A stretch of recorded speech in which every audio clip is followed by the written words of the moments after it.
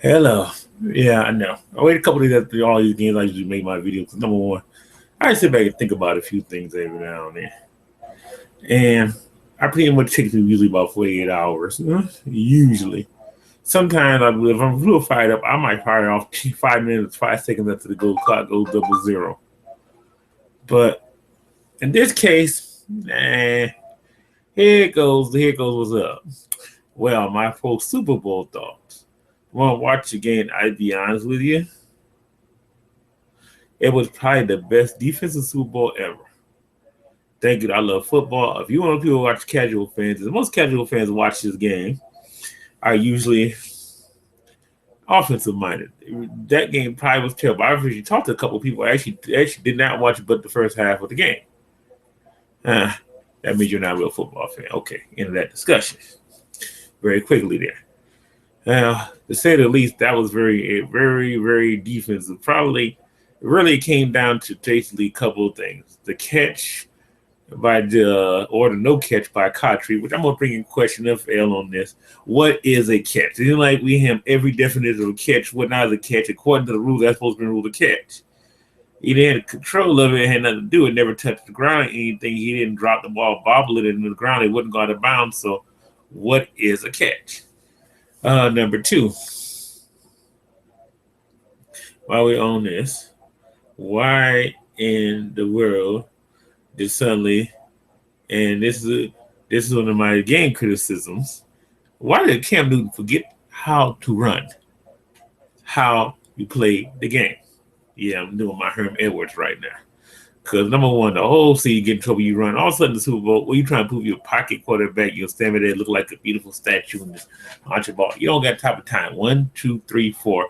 There are at least 3 or 4 situations in that game that he had no spinal. He won't sit back there and look for the big bomb. Take off and run the son of a gun. Ain't nothing there. And your receivers, and number three thing I'm criticize of this game. Not on Cam, you threw some high passes, but doggone it. If you put in your receivers, y'all a little soft. Y'all can sneeze on, drop the ball. What was that? What was that? Number four. As a matter of fact, that they won the Super Bowl, their offensive line played just about as bad as Carolina's. No, either line, both offensive line played were horrible. Horrible. I could have got 2 high school teams out there. They probably only gave about 3 sacks each. Better than a top level high school team, but they probably done a little bit better, at least pass blocking. Gee whiz. And to say that Manning was a game manager, yeah, I actually good congratulate Denver's game plan because they actually played. They basically did a version of New York Giants versus Buffalo Bills, a little better version of it. And they had a better defense.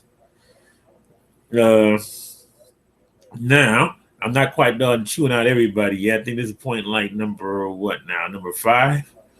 The post game handling of the press conference by the NFL. Number one.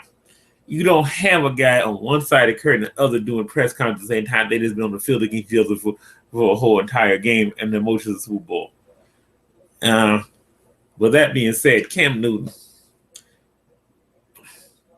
you told everybody they're gonna stop you from dabbing, stop you from the end zone. Well, they stop you from the end zone, they stop you from dabbing. Now go there and talk to folks afterwards. Paying you too much money, man. You got to face some good to give you now. It's all right, but man, you can't do that. Gee whiz, it's not your high school game. You get mad, you run out, throw your helmet down, walk off the field, and go to the bus and cry yourself for 45 minutes to an hour. And I don't care if you say you're not, as you said, I just saw a quote earlier talking about, well, that's how I'm going to be. Be if I wasn't so a loser, everybody else is a loser, or whatever he said. Some effect of saying is, he don't give a doggone. Well, you the QB of the team. And I think you still got some of that rookie mentality or some of that stuff that left with us. That seemed like something you would act up like you were still at Florida before you got kicked off the team. You got that little incident with stealing laptops. Didn't forget about that, did we? But let's see. After all my chop down points, uh, besides that, I do want to make sure, this is gonna be cut up, everybody. And the sheriff, quote unquote, John Wayne Sheriff / Peyton Manning. Will you stop playing around to say you retire? At least John Elway smart to do it immediately after the game. I'm done. Jerome Bettis said it before the game. This is his last game. What else? What you waiting for? Look, you come back next year. I guarantee you that they're gonna sign Brock Osweiler or some other quarterback. You will be the backup, and if you do get a starting job, will be a team that will not be half as good as Denver. So this is what you expect to do. Yeah, see, are you choking the thought you actually coming back next year? Ugh. Come back next year, you will know. You're asking for trouble. Probably gonna get hurt again. Worse than you did now. You already probably due for a couple of surgeries. Probably one on your neck, and probably another foot surgery. Yeah, pretty beat up, man. I mean, call it it. You won your ring. Walk off and be happy. Why can't you do that? And what did we learn about all this after all this? The game was actually pretty much, and I'm not even gonna talk about the halftime show. You folks, I'm not a music person. I don't give a doggone. I go watch something else. I turn and watch some other event on TV or go on the internet someday at halftime. Usually make a phone call too. I don't know all this big fuss about the halftime show or whatever. To be honest with you, I don't give a doggone. Even the game, even the worst years, I knew blowout was gonna be blowout at halftime. I didn't care about the halftime show. Go watching us, go talk about something else or whatever. NBA, college basketball. So yes, I'm down here done chewing out now, everybody.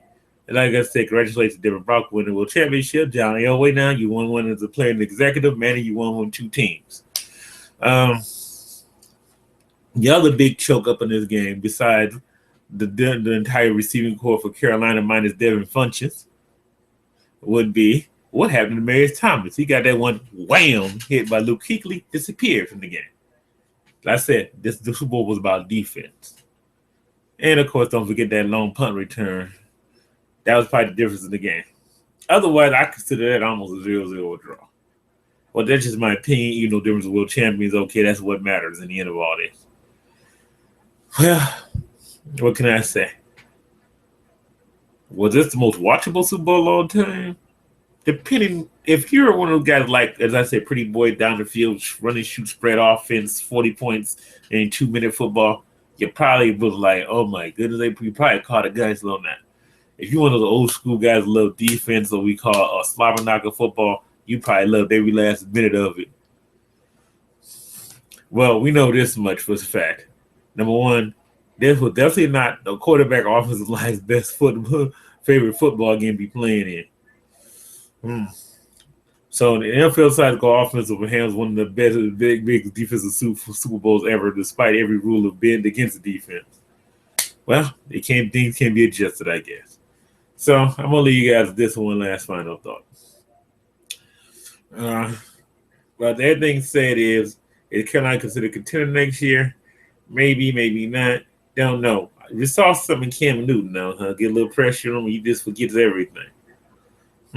Some like the little league guys I coach in basketball. I'll get back to that. That actually be an upcoming video very shortly. That's it. I got my 2 cents in. Actually, my $2.02. And until next week, or probably whenever the next big thing happens, I think about in sports or wherever else. I'll see you later. Oh, by the way, I expect the Lions at least make the playoffs next year without Calvin Johnson at a bare minimum.